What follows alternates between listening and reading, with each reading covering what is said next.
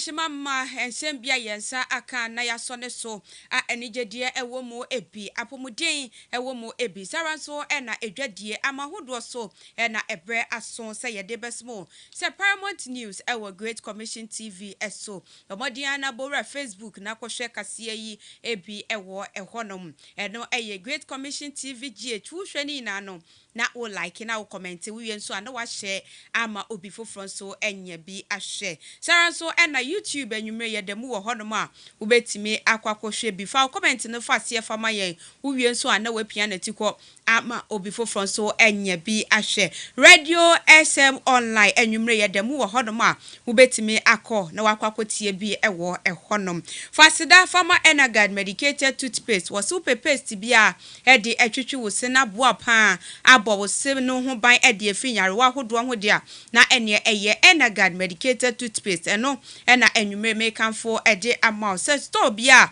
ubebwewram bia bomodin se obebusa na wo mo etimi ama obi na odi akofie etimi edi atwitwi wo si ama busua ne nyina nso etimi edi bia atwitwi wo mo se sanse ahoni duro a ebo ese ne ho ban no ewo eye paste no emu go same travel and tour wo se ehemfa na opese wotu kwan kwa amanone wukọ akoye adwuma anase wukọ akosra wo bi empo suku so na wukọ akoto a na ne nyina no eyade obetimi de ho nsam ababedan go same travel and tour na wo mo etimi aboa passport na opese wo ye bi eye birth certificate nso na opese wo ya ne nyina no wo mo aye krado pa se wo mo ebetimi aboa nungu akantamanto eho no mo na obehunu wo mo ekira kwan boade kwan ne so eho no mo na wo mo ewo wo mo any Great Commission TV no ewo abronsan ba koso enti hwehwe wo mo ekira kwan na afọ akwanti ohun sam nyina bedan wo mo na wo mo entimi emwa kama fo nso eto nsa frel se eba no nyame adwuma no ba bia opese wo de fa bia no wo ma ye krado se wo mo de wo befa entity mu e bia wati asori na wie na so panioma bia wo betimi e de ahyehye wo asori ne mu no ama no akọ nanim se osofo anase empo prophet no ne nyina no kama fo aye krado se wo mo ebeboa wo mo de wo fa entity mu ye wie nso a ya da wadi a kire ya ma tumi krata edi adanse se afa wo de wafa entity mu enti bomodin a na hwehwe kama fo na yentimi emwa Hola Savior Herbal Center enwumre wo se yade no ediohe na etietie wo eye stroke diabetes emudiohe na wo bre ewo nipadua no emu se ewo honam eni anase wo nipadua ni nyina no wo mo etenete ewo wo maso eye enti kwahamaye na hwehwe Hola Savior Herbal Center na wo mo entimi emwa entu yade no ase pharmacy anase drugstore bianso no wo mo de Hola Mixture no ebia kogu hono ma ubetimi akwakwaji bi na wonso wanonom na etimi abo unimpadua no eho eban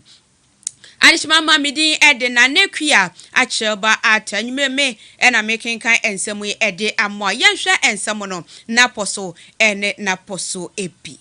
Ghana mampeni na nadodan kwa akufado akotwa homamu enam so ama GNPC womo headquarters awasi ewotakrade wabie ano ede ama womo wo ensamfoforo emu enso onumanyafo kandapa ede atodwa se yamomodian na yehina no yamwa na asomdwe yamahu dahuro ewo afi abatwa ye babeto emu se de beya echensunsuanso no yehina yebenya yasomdwe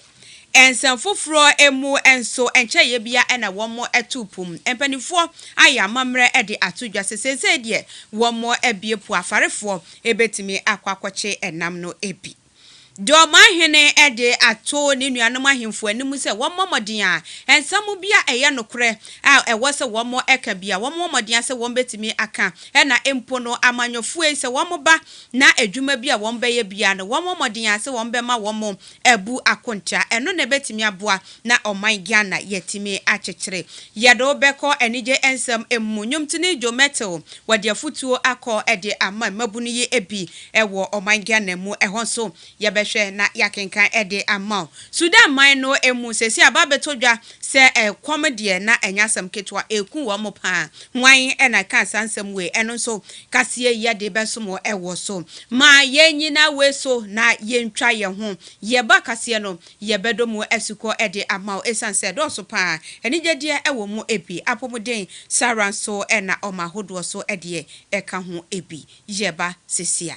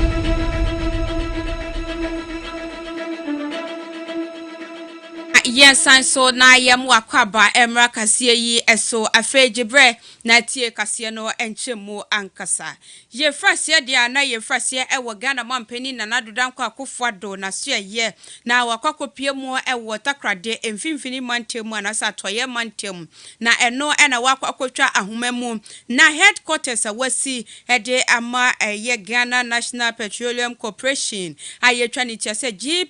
GNPC wetwamu ede ama womo se headquarters empanifo emfa eni dwuma se de beya ebetimi aboa womo pa na ye fango ho adwuma womo eye no womo so ho etimi ahenhan womo a ye kire mu se na chese biaye a yedi asem ana se conference hall eka ho ebi ene empo ba bi a womo ankasa womo betimi atena na womo adwodwo womo ho enioma a ema sitina mu ekonkan de na chese ni nyina no wadi bi ahyehye edan yi mu a ebetimi aboa empanifo ama womo dwumadi a womo edino womo edino efe kwanso Ghana mampeni anadodankwa akofado abra wo dane edan yi ede ama de hye wode ne sam etu dwase oil and gas industry. By situating this important facility here in Takoradi, we acknowledge and honor the considerable contribution of the Western region to our national economy. This is not merely a symbolic gesture. It is a practical move aimed at bringing the operations of GNPC closer to the heart of the petroleum industry, thereby enhancing efficiency and fostering closer collaboration with domestic stakeholders. The establishment of this headquarters will have a multiplier effect on the local economy. It will create direct and indirect job opportunities for the people of Takoradi and its environs. From administrative posts to technical positions, the presence of GNPC here will open up numerous employment avenues. Additionally, the increased economic activity resulting from the operations of this headquarters will stimulate domestic businesses from hospitality to retail, thereby contributing to the overall economic growth of the region. Moreover, this facility is a clear indication of our government's quest for strengthening GNP's capacity to manage and develop our petroleum resources effectively. It aligns with our broader vision of transforming GNPC into a world-class national oil company capable of competing on the global stage. We're determined to build a robust oil and gas sector that not only generates revenue for the nation, but also drives technological information, skills development, and sustainable economic growth. We commissioned this building today. Let us also take a moment to reflect on the broader implications of work in the oil and gas sector. While it is undeniable that the exploitation of petroleum resources has brought substantial financial benefits to Ghana, we must remain mindful of the environmental and social responsibilities that come with it. Our administration is dedicated to ensuring that the activities of GNPC and other players in the industry adhere to the Ghana mampeni nana adodankwa akufado eno no na chese ni sembia wode tu dwa ewabra wopa adwumadie yi ho entoma ede ma de hye awomo hewo takrade ene ne mpotemu se womo emfa eni dwuma wo chemu se mebunu bebre ena womo so omo adwuma sem ebetimi akọ nanim esan ade a waye ewo ehonomo enti ma yenko ensemfofro emu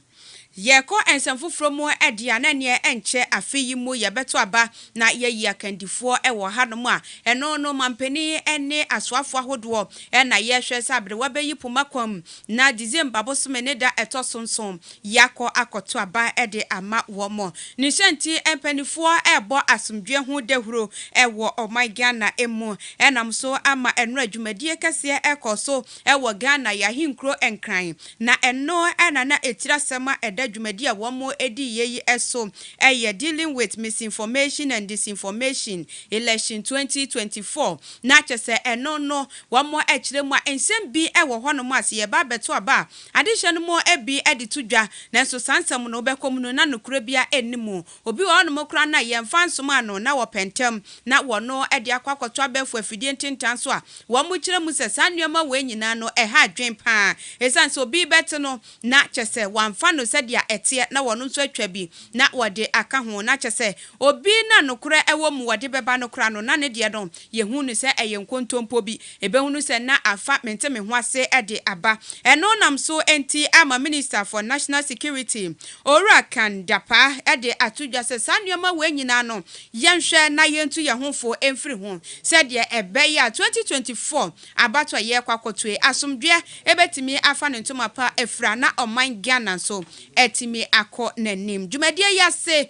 onumonyamfo Albert Kandapa ede ne nsem etudwa se regardless of political affiliation, that we should unite our efforts to combat misinformation and disinformation. 2 days ago, at a peace forum organized by the Catholic Bishops' Conference and the Catholic Relief Service, I remarked that Ghana's status as an oasis of peace in a volatile sub-region, the origin of which can arguably be tied to the inception of the Fourth Republican Dispensation, did not just happen. It didn't happen in a vacuum. We achieved peace through hard work, following decades of upheavals marked by political instability arising from coup d'etats and counter-coup d'etats, all of which derailed our forward march toward genuine socio-economic developments in the aftermath of our independence. And I further noted that the younger generation of today, who are likely to be utilized as agents of misinformation and disinformation on social media, have not had a taste of what it is like to live in a politically unstable environment, and they may not fully appreciate this background as those of us who are over 72 years do. Those of us old enough to have lived through those dark periods in the history of Ghana will certainly not wish for us to return to the dark old days. And I must also sound this caution that beyond their impact on the 2024 general elections, misinformation and disinformation can also serve as a catalyst to weaken Ghana's defenses against threats like terrorism and violent extremism that are fast spreading from the Sahel region to coastal West African states. Today, thanks to our security forces, Ghana remains the only coastal state along the Gulf of Guinea that has so far not recorded a terrorist attack.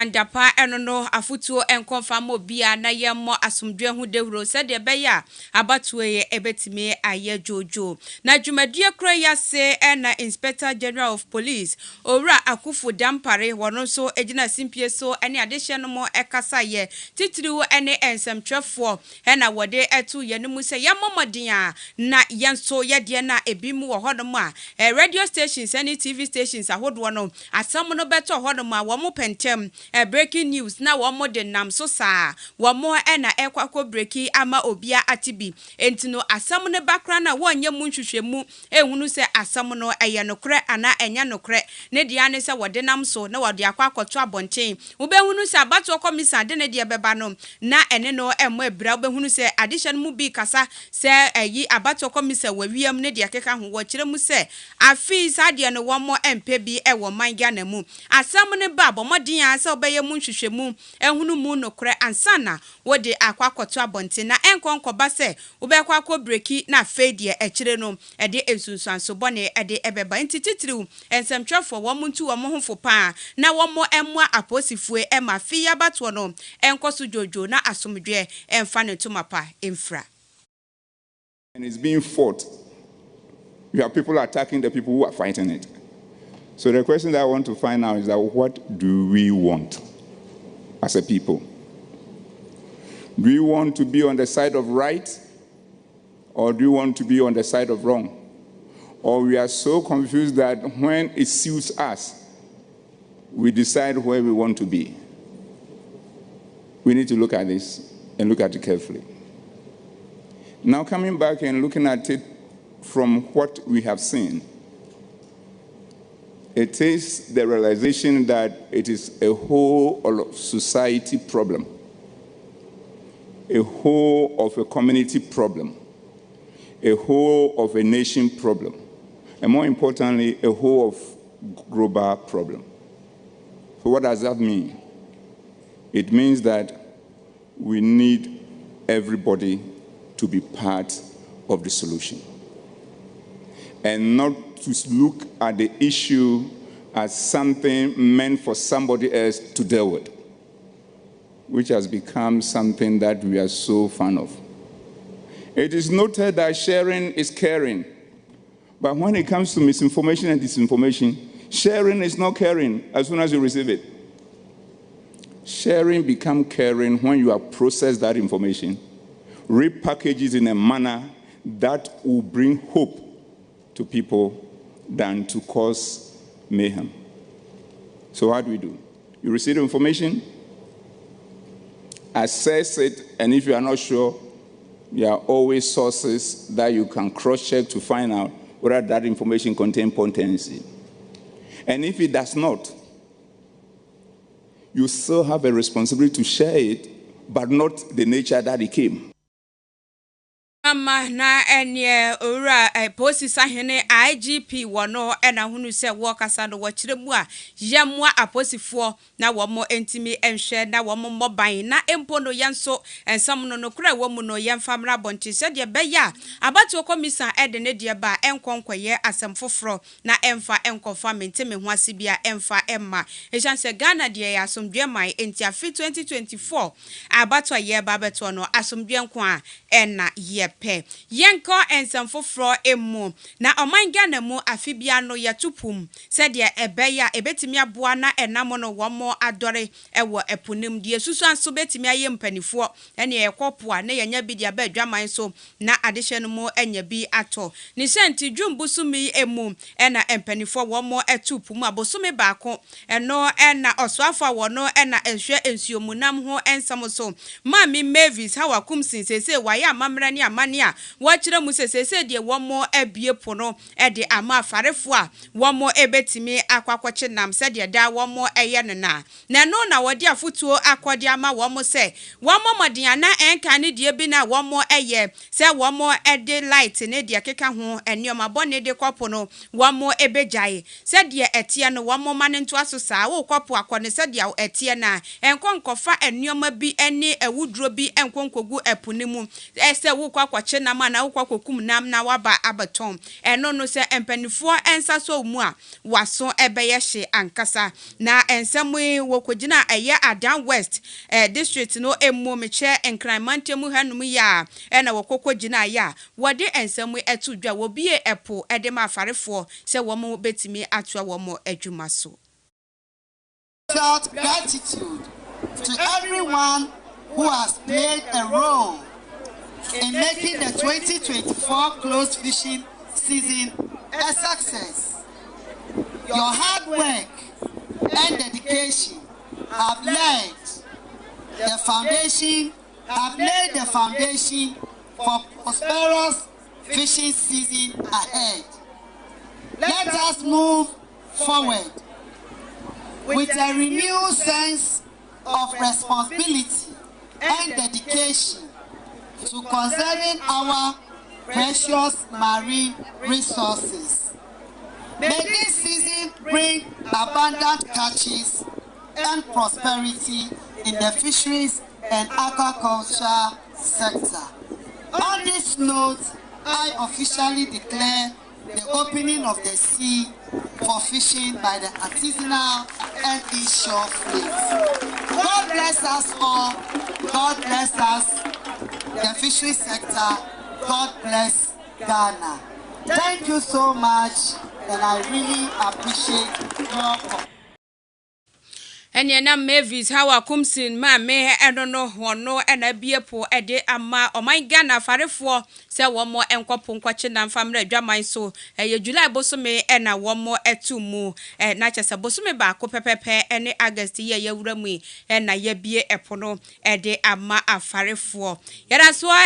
Paramount News ensem bia atodwa no emu ede ama na ye ko ensem foforo mu ede ane ye kwa kogina mu ewo doma na doma hene eye osagefo ajiman bedu a wotoso mienu wonukre ya na eye Bono Regional House of Chiefs womo president wode atodwa ede amana nanom ahemfo e wo man Ghana mu se ensem bi ewo honom aseba ewo se ahemfo no yetimi eka mu nokre ebi mu honom a amanyofo ebepie mu ewo womo ase ya ensem no de ewo se ye kanu na ekame ese ye katakata so yentimi emie ya no womo banso adwuma womo beye no ewo se ye busa womo na womo bu akonta de maye no yentimi emusa womo eno na wachire mu sesese obi amfanto ne ho so wo yo hene na se ensam no nokura wunimu no ewo se wo kan ede fa ho se de tie na empo no wo mpesua so na amanyofo yi biba na nsem bi ensisi so ananioma bi a wo ye no wontimi emu ho nkonta bomodin a se obema no ebu ho enkonta wo san eka to aso se se hwe man Ghana mu a enioma ebo ayede adwaman so aye bisi basa ene emu fangu a yentimi ento ebraso sempanifo womo etimi ehwe bibi eye fa ho se de ebeya ebetimi aboa na oman Ghana ye ho etimi ahenhan ye osagefo ajiman bedu a wotoso mienu ede nsem etudwa adehye no mu bi nso wo mkopie mu dwumadie no asenso ede womo ede etudwa eka ho na manyofo no bachada ne ba yesa enya baako benyina ajiman bedu antoso mienu de na na atomasi ahene na na nkoso ahene abonofo je domafo ba dedam na menkasa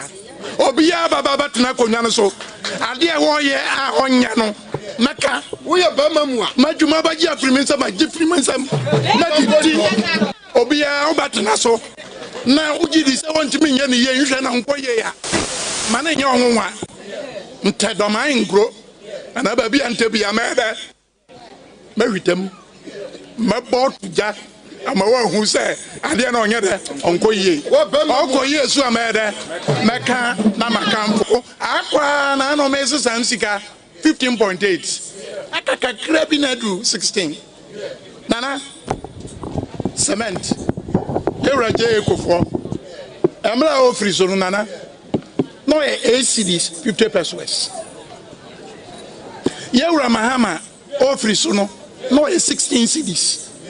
ene wonante badi sikana baba kwa kwatoto dane abrochire badi bakwa kogu abrochire sikana basa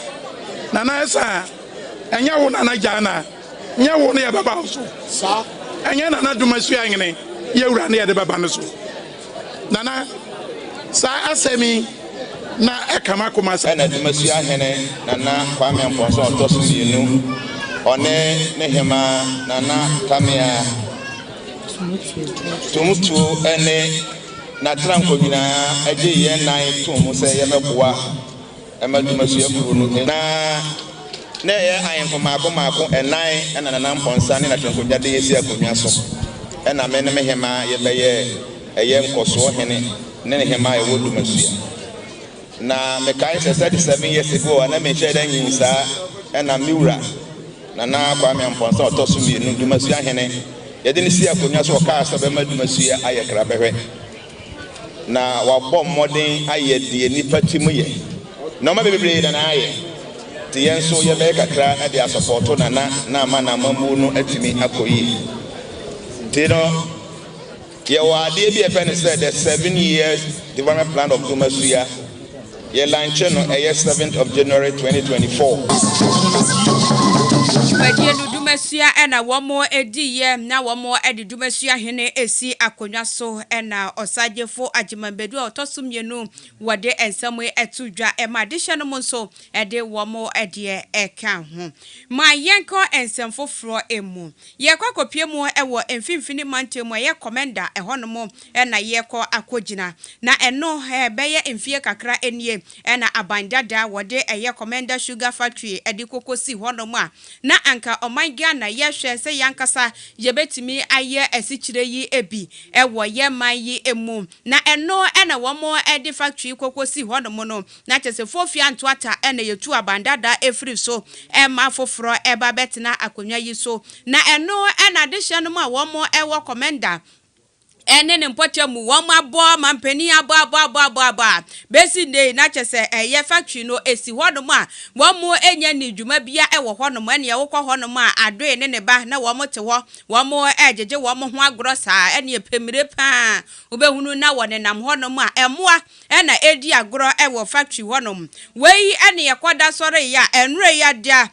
wo pedipa wo no ehwe jedie ho ensam so me trade minister Owura Katie Hammond ekoko pie mu ewo honomo ene wokwe ne wone China fo yi ebibro ni fita ene wone wo mu koko pie honomo adihye no mu kobisa ne nantese a wo kire mu sesese no wo mahwa ahwede akra yendua bi wa Ghana ha wo mu nya bi emfa nkoye sikire no enti se besi wo pade na wo se wo mo ede ma China fo yi na chese commander sugar factory no ye de ba besi awawa ewo eye China fo ensem ye busa na wo se mfie maako dunum edi kosi mfie aduonu ena wode esi awawa enti no na chese ye de ba be ma China fo a enye aban edie biem na wo mo etimi edie de dwuma dane sikire nani no yenkonkotie Owura Katie Hammond ne nsema wode tudwa ewo abra enra okoko pie mu ewo commander sugar factory ene adihye no mo ensem bia wode to wo mo anim.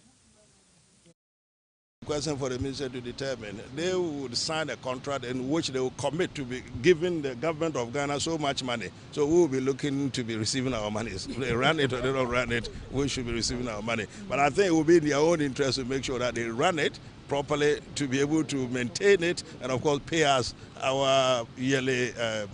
fees. Yeah. He spoke about the fact that he will ensure that this. I asked you to cut out your Muhammad. You're still asking me a question about your Muhammad when he wins the election. Well, if he wins the election, tell him to fix it. I mean, the $38 million, how is it that under his watch, his eyes, his nose, this was built for $38 million when it should have been built for twice the capacity should have been double for 18 million. You should first be answering that question. So what they tell me is that because of the fact that nobody has been able to put up we haven't cultivated anything. This place was actually supposed to be a 6,000 acre land for them, for the company to cultivate part of the sugar that they would need, the sugar cane. And then another 26,000 acres of land somewhere around what's the place again? Obuasi? Sechere Obuasi? Sechere. Huh?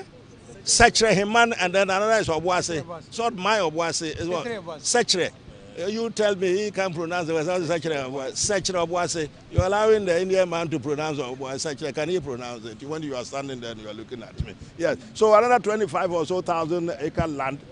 sitting there. But it all not be put into consideration. So to your question,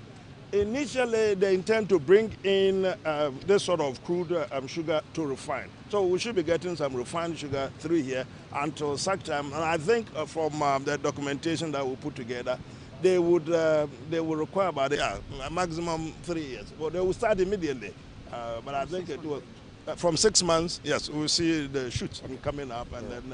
eventually we'll get a full complement of the acreage I've indicated. And then they will stop. The contract will see to it that after that period, they should stop. They should have cultivated enough to run these ones. You saw these ones. Yeah. This is the male. They should be able to produce.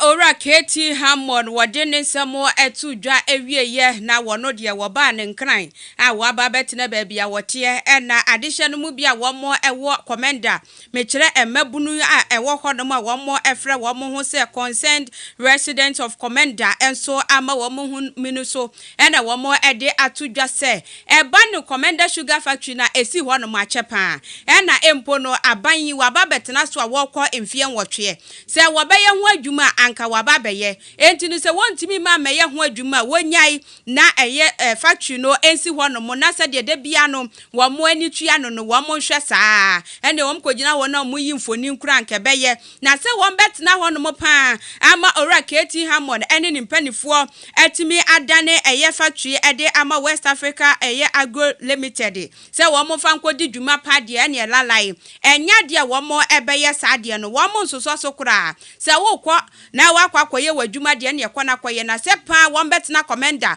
na wo mankasa ade betimi aboa ma mabunu anya adwuma ye na wo mo nso wo mo nsa akọ wo mo ano ye bejai ede ama eye abrofo China fo yi na wo mankasa de wo mo kofio afiri wo mo krom ababeye adwuma ne de enya de wo mo ebesoso ewo ehonomo enti eno ene ensem bia aba ewo eye commander sugar factory osoafo a wo hwe afidi dwuma ho ensam so ora Katie Hammond wode atudwa se wo mo ede ba be ma China fo na tese wo madi so infrihia mako du enum ene aduonu ansana wo mo ayede wo magyamu ede ama oman Ghana biom ma yenko ensamfofro emu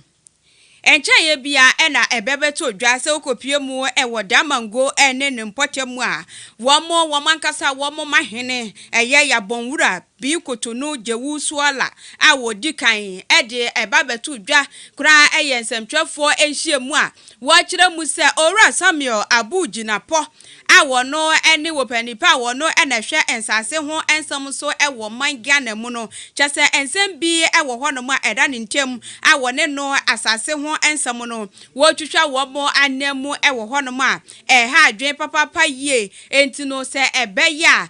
manu ensi na asase so wono ena eye osoafo a woda eye damango de nanso no anase brahye bedwani ede ma damango nanso wonhwehwe no ewo na asase so ena msokra emma owura Abujinapo nso ba bonten be kan yese wo hu ne se nioma bia yagbonwura ede kan se wonyema no na wantimi anye enti ene kokoba ne sa a wobobo yese eye yagbonwura kura be kan yese wontoka mfama no ene nanka wode nam krom sa ba bia wokobia no woteka mu esanse wo ohene nso nante entinka wontoka emfama no sanso ene wo kire no ahemfu bia wo mo ene nam ne sa so se won kwankwa cheche wo mo sankwafu e wankwa che wo mo enti wonu ho ni se ni nyina aka ho ena wo bo ni kwadu se wo nanenam ahemfo no ntem na sansam no nokura bia ennim wei enam so ema NDC anase NPP emu mpanifo yi bi ekopie mu ewo overload nine so senka wo mo ekwakopa na chew se wonfa enche owura Jinapo esanse ne ba ena openu so de wo ba na onan so asebe wuntwa entontwene pepa ena wo pepa wo mo koduru wo no mokura wo pam wo mo ka hye wo mo se wonya ensi nkonwa eno ena eneyi yenya no entiye se eye overload anase ya gbonwura bi kotonu jewu ayi akopie mu a chese empanifu akopie mu ewo ne nan so ene no akotwetwe enkomo na enkomo twetwe no enyina ene se wo mo edi dwantoa edi akoma no se wo mo modin na ne ba wonfa enche no wei ena wo kopie mu hode wo nsamutu dwa ena wagitu mu se ampa wono ankasa ne ba ene Samuel Abujinapo enti wode ache no de wo ye bia no wono ankasa wagemu amanaka wosan ehira no kosa se adwuma bia wo ye bia no nyame ema no enkoso na panifo bia ekopie mu ewo eye overload bi kotonu jewu ena so eye Minister for Defense Ora Dominic Nitiwu okohonomu ebi na Savannah Mantemu wamo soafo nso ekokopie mu ewo honomu a Ora Adam Zakaria wamu nyina no ekokopie mu ewo honomu a wamo edi dwantoa edi koma overloader wono ewo eye gonja ene ne mpotemu yabonwura bi kotonu jewu sole a wono na edikan sesese yi de wode ache Ora Samuel Abujina po oswafo wono na ehwe Ghana yensase ho ensam so ewo omanyi emu. Adeshimama na enye Paramount News no eno na wani guso a wo hwa no bomodian na ko Facebook ko hwe ensam ye ebi ewo honomo wo koyi abomodian se obe like obe comment na wa share wo wie nso a na wa follow page no ede amaye no eye Great Commission TV Ghana bomodian ahwe bi ewo honomo Sarans ho na YouTube nso ye demu a wo betimi akọ na wa kwa hwe bi ewo honom Radio SM Online enwumere tie bi ewo honom na ntimi emu apana hunu de ekoso ewo omangia na mu fasida Farmer Hola Savior Herbal Center wo se yade ben na etietie wo bra womo aso ye na womo ntimi emu aw entu yade na se emfiri nipadua no emu esanse ne yentena fa ko wanko ama enyade obedi anoma wantu a wobuada enti bomodian ema yade enhya wo so ko Hola Savior na womo ntimi emu aw enji wo emfiri wo ha wunyina mu na womo de no eyeketu ama womo won betene te ankasa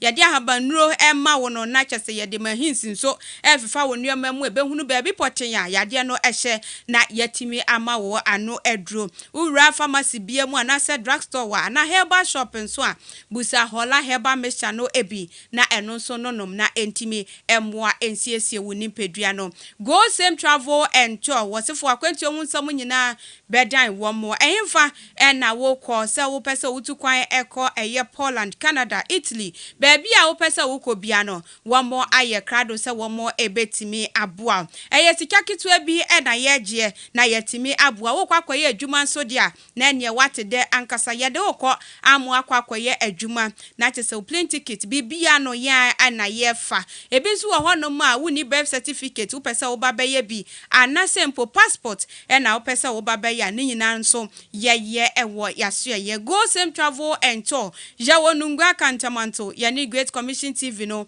ewo abronsan bako eso buade kwan ne so hono ma bomodin a na hwehwe ye kira kwan na fa wakwanti ohun samu nyina bedan ye na yentimi emwa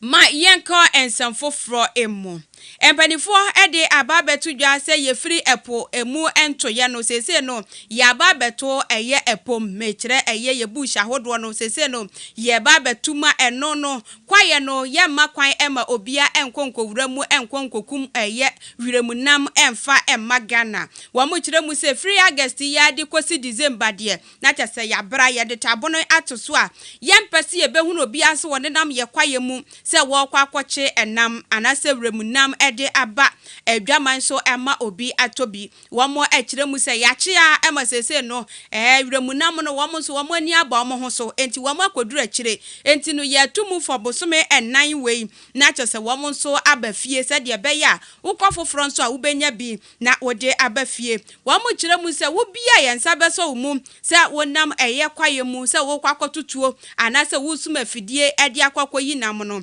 ene emra no ene ubedi ankasa se de beya obi so edibetu ne hofo na wonko enkoye sa die no ebiem Deputy Minister Edema Lands and Natural Resources eye onmonyafo akwasi kunadu wono na ejina empanifo anemu mankesim efifini mantem na wode anedi ede kire yese efri August bosume mekire first edi kosi December bosume no emu yabra se adehye no bekwa koyi enam edi efi enwurem na no emrase na onyai sebe ya emwan benya daji no bewo wono so no emwan doma ni nyina ba akopɛ ye nkrantie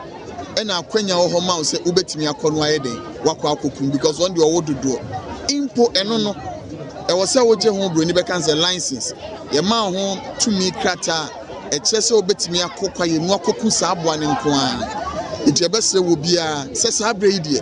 yɛni saa hyehyɛdie so mfa ma yɛ nyinaa yɛtumi aboa ma yɛ mmoadoma ne wɔkwa yɛ mu ɛho atumi ayɛ den atene akɔ n'anim bebree yɛba yɛ so ɔhwɛ yɛ a yɛma akwanya ma wɔn a wɔkɔnwura mu na ankasa ɛbɛka wɔn asɛm wɔn a wɔkɔnwura mu ba so ɔtɔ no so bɛka wɔn asɛm ɛna wɔn a wɔtɔ mmoadoma no so na ɔde yɛ wɔn dwumadie nso bɛka wɔn asɛm ne nyinaa no Forestry Commission Wildlife ne ministry na gye atum sɛ stakeholder engagement ne bɛkɔ sɛ bɛyɛ a wɔn a yɛ wɔn major source of income no other livelihood alternatives a ɛbɛbo wɔn anya ama wɔn anya sika bi na ɔtumi de aboa bosome na emu yɛayɛ amom so there is that stakeholder engagement ebi wɔn abɛyɛ ankorankoro deɛ ɛnyɛ wɔn nyinaa na ɔno alternative livelihood support ne bɛyɛ adekodeɛ so we need to do that in unison yɛbɛyɛ ne kakra wɔ biara sɛ bɛyɛ betumi aboɔ na ma bosome nan mu no wɔn nso anya biribi ɔbɛyɛ bɛhia sɛ bɛba ha na yɛbɛbɔ dero ani amahen nso wɔ ha na nyinaa yɛte aseɛ sɛ between August 1st and 1st December yɛngya mmoa no na ɔmo na yɛnsa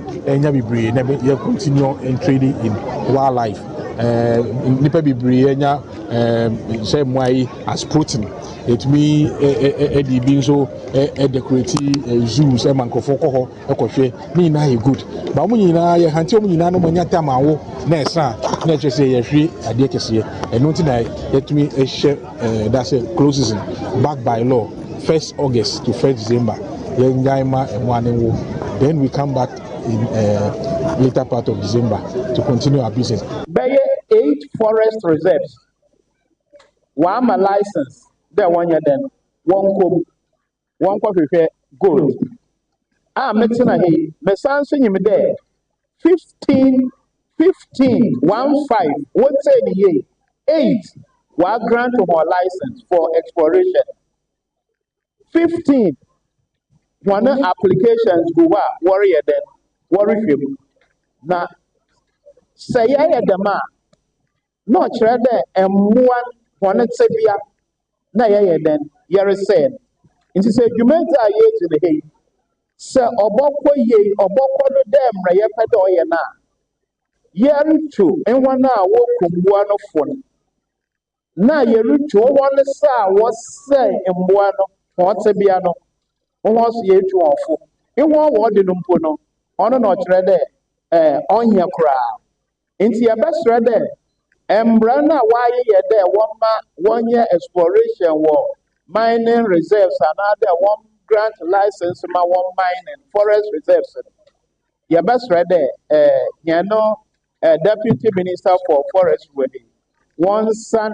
ma na chese dwumadie eye mankesim ena womo edi no ayabra se obi ebekwa kwache wiremunam ede aba efie akwakoton de amachoba na se obi a amano ato eno no asuye ya womo ehwe kwaye bretuo ho ensam so eka ho ebi ena so afo be de akira wono so ehwe ensase ene emu adodode so womo nyina ena ka bomu a womo esisa gina ye ya hwe se bosome enan obi a enkonwuramu enkonkotutu anase onkosuma fidie enyinam bia emfa emma edwa manso adeshimama ma yenyina weso na yentwa ye ho ye ba ye de wobekọ ensem foforo emu ensem no doso pa enko ba bia twen ye ba sesia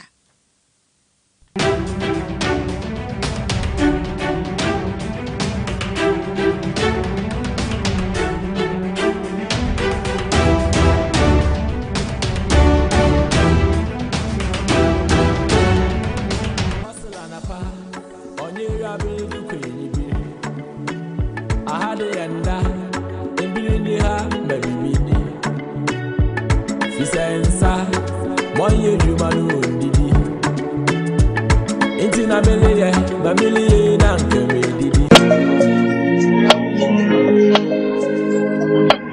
Ramana neba Ghana ope baby atna emretia wabi. Uye Ghana ni nenso uhwehwe baby na de utiato emretia wabi ntem. Mamenkamfo Jessica Villa Mao esanse hode e atna ye kama ya wo mo bibie bi ho. Adaya yesiesie mu ene kitchen, wo mo swimming pool or rooftop. Ena penso woni ema hodo bebre boa ema wani die no wasetena ewie pay. Jessica's Villa e wo East Legon ajega no ye ne kane mampani JJ Rollins fie ene di nhwanimu. E ya fraying L +233 5919 00244940622 and +233 205144 Ubetumi nso WhatsApp yen +447 944 022 187 and send your email nanasapon70@outlook.com. Jessica's Villa bra ni ebe sompa ni ama watna ye papa.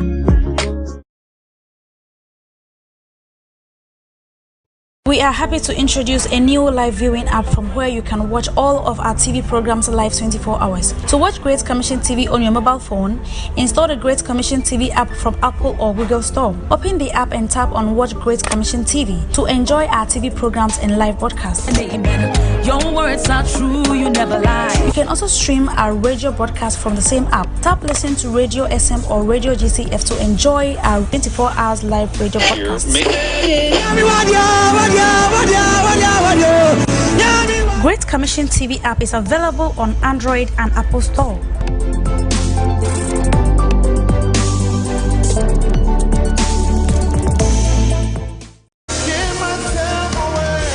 Hallelujah,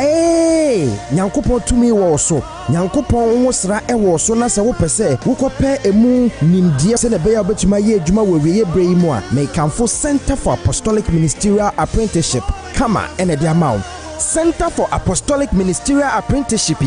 esi Apostle Joseph A. Jackson Sreso pe. Ministerial training courses ahodo pi na ye wudi dwuma bi ewo Nyankopon fie na se opentete a apostolic ministry training ewo homa o ye prophetic ministry training, pastoral or teaching ministry training, women ministry training, youth ministry training enso wo ho, Christian missions and church planting training, evangelistic ministry training enso wo ho, eldership or lay ministry training enso ewo ho a kama for eye ediama wo kama ewo Unique Icon International School a ebe Royal Ravico Hotel ewo Nungwa ewa Accra heya. Freyen 0500 200 033 and 0246 819 345. So what bejen tete ewo kama enyema we bi na osabetumi aka ministerial license any credentials, apostolic consecration for apostles, prophetic consecration any ne akeka hu nyina won sabetumi aka bi. Center for Apostolic Ministerial Apprenticeship kama where servant leaders are trained.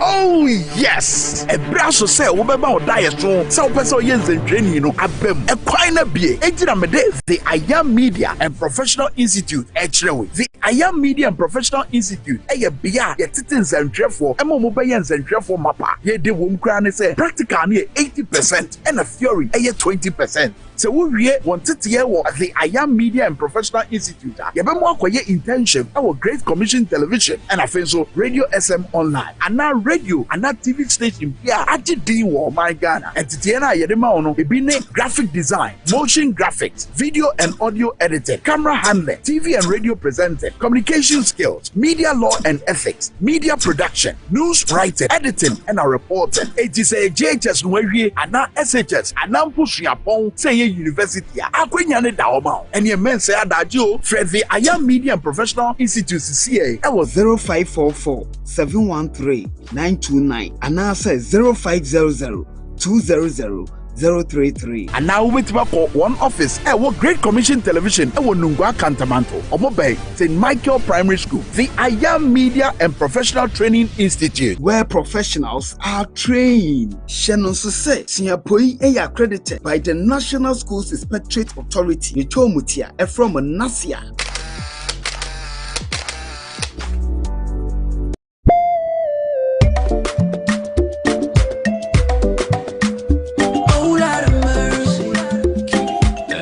Hello everyone, we are here in GS Joseph Ventures. Here is a shoe house. They supply all kinds of shoes, retail and wholesale. They have a quality shoes, beautiful shoes for your children, for your wife. They do in and out. They go outside Accra, Kumasi, Takra, they even outside Ghana. And these people are ready to help those women that are ready for business. No matter your capital, you're going to get as many as you want to start your business with.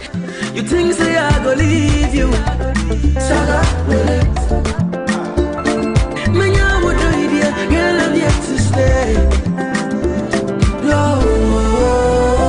If I leave you, make thunder fire me, thunder fire, fire, fire. Baby, if I leave Your friend George Sapon, mini CEO, GS Joseph Ventures. I had the kind see a fair say and Pabua fee. I just said, wow, ma. You do my dear, you do a honey say. Your tongue Pabuan Kwan. So, war, Boriga, Tamale, Sunyai, Kumasi. Just a baby will be your customers in war, Ghana for 9, even outside Ghana. You do my dear idea and saying, Sem Pabua dear, open Pabua, now by a heart. You should be on Saturday, Rebecca. And she said, Opa said, O buy orders in the mount. Say, walk on our bar. Yeah, dear, any problem be because baby, I sending your Mako baby, a friend say, was say, there could be. I just want to sign the answer. You were retail and your sour wholesale. It's in your piano on Sat a bit near day. I can feel. You will Kumasi customers, Sunyan customers, Tamale, Boriga, baby, your customers are on baby. It is a dear, you say, you're 2 and Safro. I'm also the wire then. I'll be joining in. Near Suyanwa, Juma, send your open to be a. Okay, baby, away. Your excellent boutique building in Accra, China House. Your number is 0243 557397.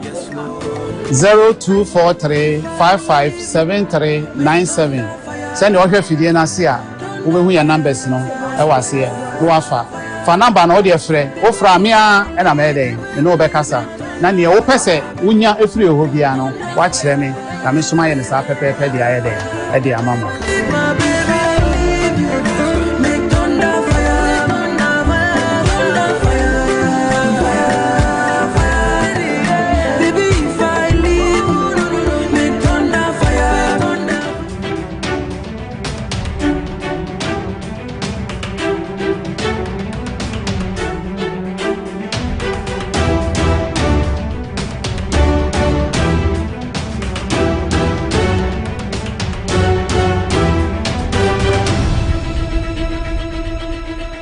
Jebre na wone yen etina ye ma yenko enije ensem emu nyumtuni jo metal ede afutuo ede akọ ama mebunu ewo man Ghana mu eni titiri wo ma eto nyum ewo man Ghana mu se nyankopom enam ne dom so ede achade ache wo a wo etimi ede to nyum nanso enye no pe na ebetimi ama wo akọ wo anim ewo abrabom ewo se wo di suban eka ho ebi wo kire mu a ebi mu ewo honom a wo suban a wo moda na di no na kyese eno no emfata Kristo obi wo honom a wo hunu pani kura wo huno ene sede wo bekasa ache enkofo wo kire mu asa enuoma no emmoa ema wo nkọ wanim ewo nwumtuo no emu anase abrabo empo emu enti ebraso se emebu no ene adehye no ma wo moto nwum ewo man Ghana mu nyina no wo mohwe wo suban na wo mohwe ne yie sede wo nu obi bekasa empo nuoma bi wo honom a wonnim na se obi kire wo benya abokire ama nimpa yi wa kire wo sede beya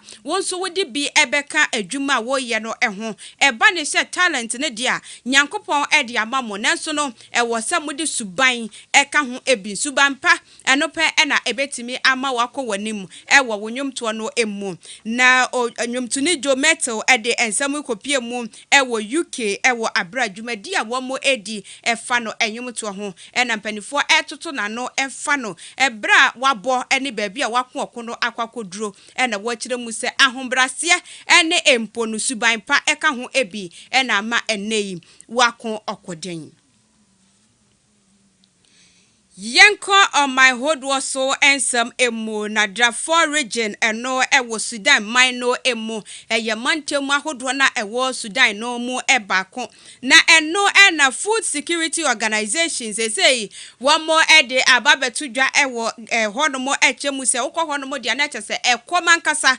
na ede amafo ewo honomo one more echire me abeya bosume makomako enum dunum enie 15 months na chese honomo no wo mafato wo ho so se wo mo de mente me ho ase adwuma na wo mo beye wo ho no na kyese wo mo ko wei asori ana kyese wato ahye ne nyonko so saa na wo mo ekunkunkunkum wo mo ho enam so amebi mu kura afam adwane ejapade ahodo na asesei sese kura no wo bu mu fie wo mo entimi kwankotena ho no mo esansa kwotena ho na yebeto hya wo so ana kyese wuwu ano no enam so ama sese die ede ekom na ede aba Sudan monten so a wo mo ekire mu se enye asabketo wa UN ede enuane ne ekeka ho aba abeboa wo mo nanso no kwom ne de ebi wo ho no mankasa nti amanya hodo a wo mo ensem wo bi no na kyese wo mo entwa wo mo ani emehwe wo mo se de be ya wo mo so wo mo nsa ebetimi akọ wo mo anu titiriu ene enkoda ewo mu a sese no ekom ama ebi mo atoba ha wo mo so ebi mo afamu enya yare bi a eni se wo mo enya eno ene ensem a Sudan man no emu efiri wa no mo atodwa anwumrei menso medi bi asomo ewo eye Paramount News eso Adeshima ma na enye kase no esi ene eye efiada na watwe awieye ensama ye bobo no efiti omanga na mu ekopie mu omahodo so ahanomo ena yede ne nyina esi fasida fama go same travel and to wose he ena pesa wokọ oman bi apesa wokọ so bia se wokọ akoye adwuma ana wokọ akosra obi suku ena wokọ akoto aso ne nyina no womo aye krado se womo ebeboa nungwa kantamanto ehonomo ena womo ewo entihwehwe womo achi akwan na womo entimi emu passport womo ye bi visa nso womo ye bi wankasa birth certificate na se business certificate no ne nyina no womo eye bi ewo womo aso ye Hola Savior Herbal Center osefa yade no bedan womo na yade no ewo ntini mu ewo no mpemu anase wo honam ani ne nyina no womo etenete womo edi machines ahodo befa onipedua no mu na womo hunu ba bi poten yade no ehye womo wienso a womo amawo ano edru eye no bina ena womo ede aye edru enti bomodin a Bora Herbal Shop anase pharmacy shop bia drugstore na ko busa Hola Herbal Mixture no ebi na jibi na nonom eboa papa a driver for ene ema wo mubu munsa na chese obi atemonka no munum bi na entimi ensiesie munimpedua no kama for so to nsa frɛw sebra na yemfa wo emfa entitie mu nyame adwuma no hefa de ohe ena opesa wo ye prophet anase evangelist emudio he ena opesa wo ye wo ma ye krado pa se wo mo ebetimi aboa ede wafa entitie mu ye wienso a ya motumi krata edi adanse se wafa entitie mu Enagard medicated toothpaste osipebi na fatwu se fatu fie honomo na ebusua no munyina no momfa entwi mo se ewo ehonomo